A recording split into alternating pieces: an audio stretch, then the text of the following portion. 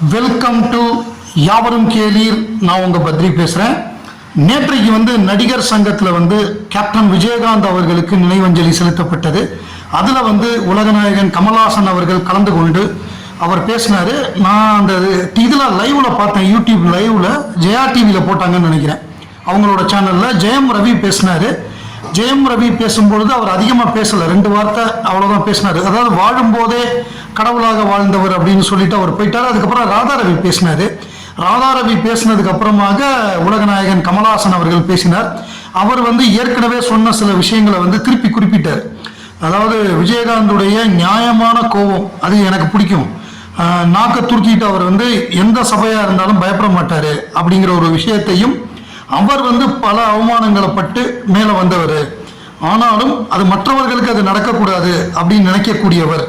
அதாவது அந்த அடிப்படை, அதாவது கீழ்மட்ட நடிகர்கள், அந்த மாதிரி ஒரு துணை நடிகர்கள், அவங்களுடைய குரலாக அவர் திகழ்ந்தார் அப்படின்னு ஒரு விஷயத்த சொன்னார்.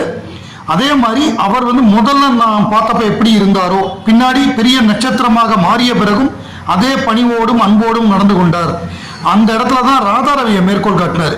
அதாவது ஒரு காட்சி எடுக்கணும்னா எல்லாத்தையும் பேசுவார், அவர் பெரிய நடிகர் சின்ன நடிகர்னு பார்க்க மாட்டாருன்னு சொன்னார் ராதாரவி. ஸோ நண்பர் ராதாரவி சொன்னது மாதிரியே நான் அவரோட ஒரே ஒரு படத்தில் தான் கெஸ்ட் ரோலில் நடிச்சிருக்கேன். அப்போ அவர் நடந்து கொண்ட விதம், அவர் காட்டிய அன்பு மரியாதை, அதெல்லாம் இன்னும் ஞாபகமாக இருக்குது அப்படின்னு சொன்னார். இந்த மனக்கணக்கு படம், RC சக்தி அவர்கள் மனக்கணக்குன்னு ஒரு படம் டைரக்ட் பண்ணார். அதில் விஜயகாந்த் கதாநாயகன், அதில் அவர் கேமராமேனாக பண்ணியிருப்பார். கமல் சார் ஒரு அந்த படத்துடைய டைரக்டராக ஒரு கேமியோ பண்ணியிருப்பார். ஒரு 5 நிமிஷம் 10 நிமிஷம் வர்ற மாதிரி தான் ரோலு. பிரமாதமாக இருக்கும் அந்த அவங்களோட காம்பினேஷன், அவருடைய நடிப்பு எல்லாமே நல்லா இருக்கும். ஸோ அதை நினைவு கூர்ந்தார். துக்ளக் ஆசிரியராக இப்போ இருக்கக்கூடிய குருமூர்த்தி அவர்கள் அரசியல் கட்சி ஆரம்பிக்கிறதுக்கு முன்னாடி கமல் என்கிட்ட பேசினாரு, நான் அவர்கிட்ட கட்சி ஆரம்பிக்க வேண்டாம்னு சொன்னேன் அப்படிங்கிற மாதிரிலாம் பேசியிருந்தாரு. அது குறித்து உலகநாயகன் கமல்ஹாசன் அவர்கள் எந்த பதிலும் சொல்லலை. ஸோ அதை ஒரு கேள்வியாக கேட்டாங்க. இன்னைக்கு கமல் இருக்கிற உயரத்திற்கு அவர் ராகுல் காந்தியை சந்திக்கிற உயரத்தில் இருக்காரு, இந்தியாவில் இருக்கக்கூடிய மிகப்பெரிய அரசியல் தலைவர்களை சந்திக்கக்கூடிய உயரத்தில் இருக்காரு. அதே மாதிரி இந்திய திரையுலகமே அண்ணாந்து பார்க்கக்கூடிய ஒரு உச்சத்தில் உலகநாயகன் கமல்ஹாசன் இருக்காரு. அவர் இடைத்தரகர்களுக்கெல்லாம் பதில் சொல்ல தேவையில்லை அப்படின்னு ஒரு பத்திரிகையாளர் சரியான பதில் சொன்னார்.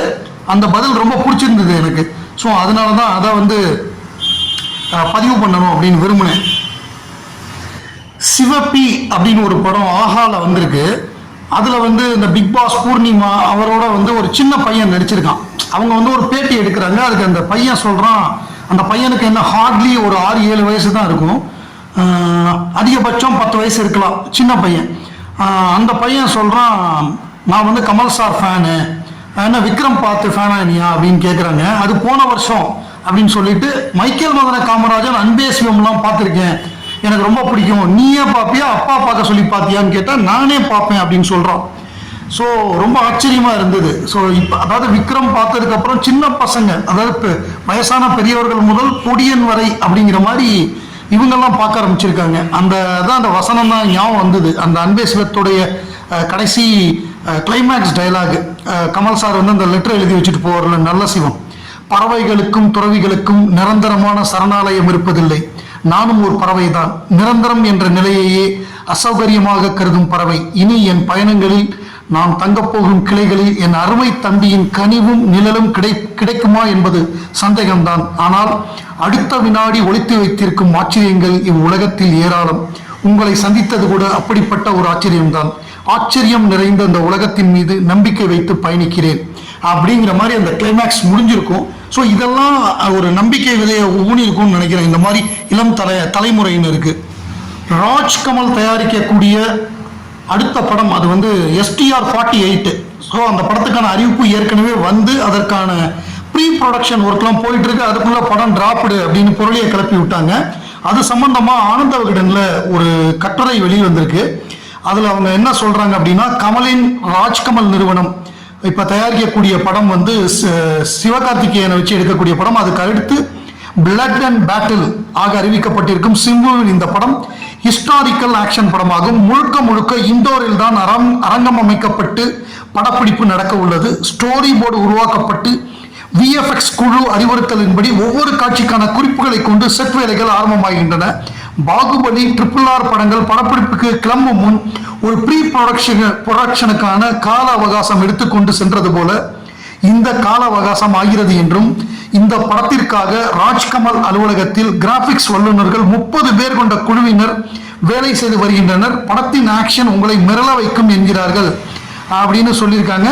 ஸோ எப்படி வந்து இந்த கங்குவா ப்ரீயட் காட்சியில் வச்சிருக்கோ அதே மாதிரி சிம்புவுடைய படமும் ஏகப்பட்ட செட்டு இருக்கும் அப்படின்னு சொல்றாங்க. துபாயில் இருக்கக்கூடிய சிம்பு இந்த கதைக்கேற்ற உடல் வாகுடன் தயாராகி விட்டார் என்றும் இம்மாச கடைசியில் சென்னை வருகிறார், அதனால பிப்ரவரியில படப்பிடிப்பு துவங்கும் அப்படிங்கிற மாதிரியாக சொல்றாங்க.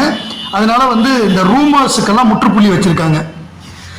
இந்தியன் 2 200 கோடி ரூபாய்க்கு மிகப்பெரிய விலைக்கு அதனுடைய டிஜிட்டல் நெட்ஃபிளிக்ஸுக்கு வியாபாரமாயிருக்கு. ஸோ இது வந்து மிகப்பெரிய விஷயம். இந்த படம்லாம் விடாமுயற்சி 80 crore போயிருக்கு.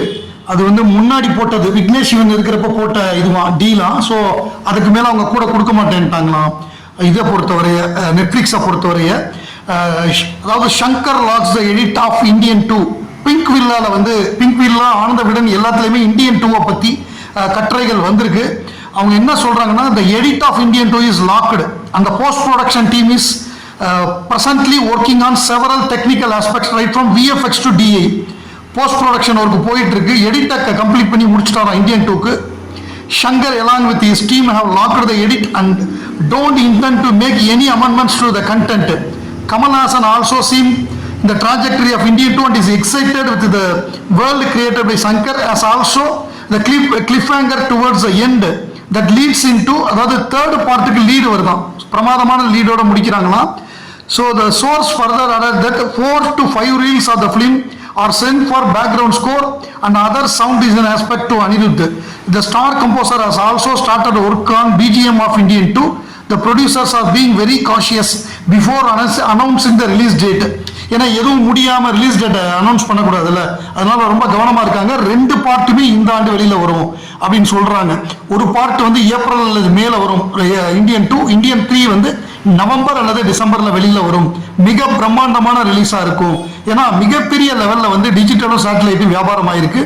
So producers are very much happy.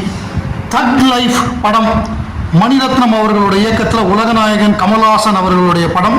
இந்த படத்தை பொறுத்தவரைய மணிரத்னத்தோட கோ ரைட்டரா வந்து நம்முடைய உலகநாயகன் கமல்ஹாசன் வந்து இந்த படத்தை வந்து சேர்ந்து எழுதியிருக்காரு. மணிரத்னம் ஃபிலிம் தக் life co-written and starring Kamal Haasan is a very vast script like Dasavadaram. It involves numerous primary characters and multiple storyline. Many surprises are loading. அதாவது கிட்டத்தட்ட தசாவதாரம் மாதிரியான ஒரு பல்வேறு விஷயங்களை வந்து இந்த படம் வந்து ஹேண்டில் பண்ண போகுது. பிரைமரி கேரக்டர்ஸ் அதே மாதிரி நிறைய சின்ன சின்ன கேரக்டர்ஸ் இருக்கும். மிகப்பெரிய சர்ப்ரைஸ் லோடிங் அப்படிங்கிற மாதிரியாக இந்த டீகோட் பண்ணக்கூடிய சினிமா துறையை சேர்ந்தவர்கள் உறுதியாக சொல்றாங்க.